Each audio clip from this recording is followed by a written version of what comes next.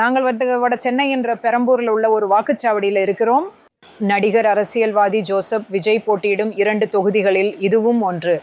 மேலும் நீங்கள் பார்க்கிறபடி காவல்துறையினரும் மக்களும் கணிசமான எண்ணிக்கையில் வருவதால் பெரும் பரபரப்பு நிலவுகிறது. இது நிச்சயமா சென்னையின் கோடை வெப்பம், ஸோ அது ரொம்ப மோசமாக இருக்கிறது. நீங்க பார்க்கிறபடி இவங்க தான் போட்டியாளர்கள். நிச்சயமா ஆர்டி சேகர் தான் இங்கு திமுக கேண்டிடேட். அதனால இந்த பகுதியில ரொம்ப செல்வாக்கு மிக்கவர். நாம் தமிழர் கட்சி, பிஎஸ்பி மற்ற எல்லா கட்சிகளும் இருக்கின்றன. இங்கு ஒருவேளை அதிகபட்ச கவனத்தை ஈர்க்கும் பெயர் இந்த பெயராகத்தான் இருக்கும். தமிழக வெற்றி கழகத்தின் ஜோசப் விஜய், அதன் தலைவர், ஒரு அறிமுக அரசியல்வாதி மற்றும் எம்எல்ஏ இடத்திற்கான ஒரு அறிமுக போட்டியாளரும் கூட. நிச்சயமாக இங்கு பாமகவின் திலகனும் இருக்கிறார். ஆனால் சுவாரஸ்யமான விஷயம் என்னன்னா, ஒன்று, விஜய்க்கு உதவ போவது இளைஞர்களின் ஓட்டு மற்றும் பெண்களின் ஓட்டு தானா, அல்லது மற்ற பிரிவினரும் இதுக்கு பங்களிக்கிறார்களா என்பதுதான். பேசப்படும் புள்ளி விவரங்களில் ஒன்று என்னவென்றால், சுமார் 15 லட்சம் முதல் முறை வாக்காளர்கள் இருக்கிறார்கள். மேலும் 30 வயதுக்கு குறைவானவர்கள் சுமார் 1 கோடி பேர், 40 வயதுக்கு குறைவானவர்கள் இன்னொரு 1 கோடி பேர், 50 வயதுக்கு குறைவானவர்கள் இன்னொரு 1 கோடி பேர் இருக்கிறார்கள். மேலும் இந்த பிரிவில்தான் விஜயின் பார்ட்டி தமிழக வெற்றி கழகம் தனது தாக்கத்தை ஏற்படுத்த நம்புகிறது. நிச்சயமா அவர் என்ன பண்ண போறார் அப்படிங்கிறத பற்றி பல கோட்பாடுகள், 3 சாத்தியக்கூறுகள் உள்ளன. நான் நிச்சயமாக உங்களிடம் பேசக்கூடியவை. அவர் 10% ஓட் பங்கு, 15% ஓட் பங்கு, 20% ஓட் பங்கு, 25% ஓட் பங்கு, 30% ஓட் பங்கு ஆகியவற்றை தாண்டி வெற்றி பெறுவாரா, மற்றும் நிச்சயமாக அந்த சூழ்நிலைகள் மற்ற கட்சிகளுக்கான விளைவுகளின் அடிப்படையில் எவ்வாறு வெளிப்படப் போகின்றன என்பதை பற்றி மக்கள் பேசிக்கொண்டிருக்கிறார்கள்.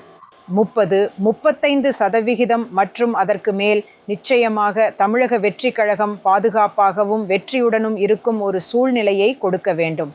ஆனால் அந்த சூழ்நிலை சிக்கலானதாகவும் கடினமானதாகவும் தெரிகிறது.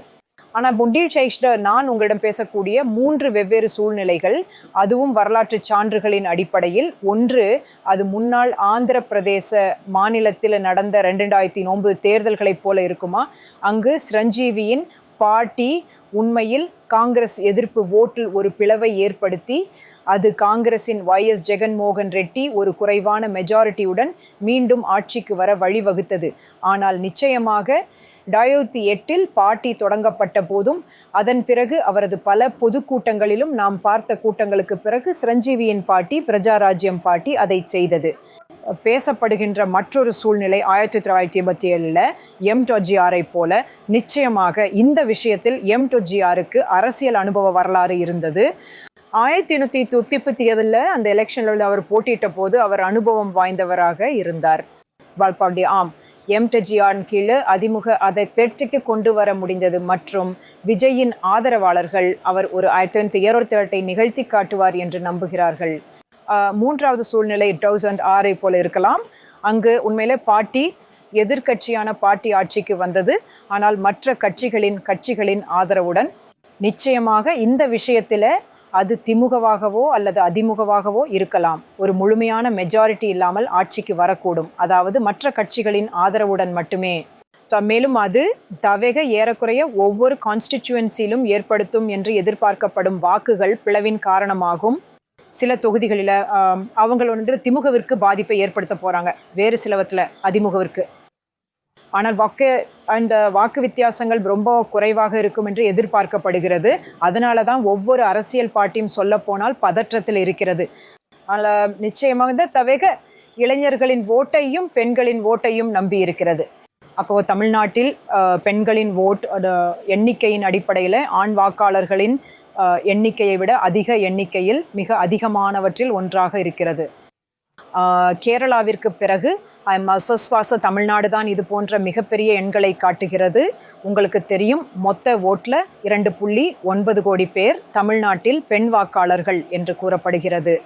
நிச்சயமாக கடந்த 6 சட்டமன்ற மற்றும் மக்களவை தேர்தல்களில் வாக்களிப்பதில் சென்னை இவ்வளவு அதிக ஆர்வத்தை காட்டவில்லை. ஆனால் ஒட்டுமொத்தமாக மாநிலத்தில் அவர்களால் 70 முதல் 78% வரை எட்ட முடிந்தது. இந்த முறை SIR காரணமாக மட்டுமல்லாமல் வாக்காளர்களின் ஆர்வத்தினாலும் கூட அந்த போல் சதவீதம் அதிகரிக்கும் என்று எதிர்பார்க்கப்படுகிறது.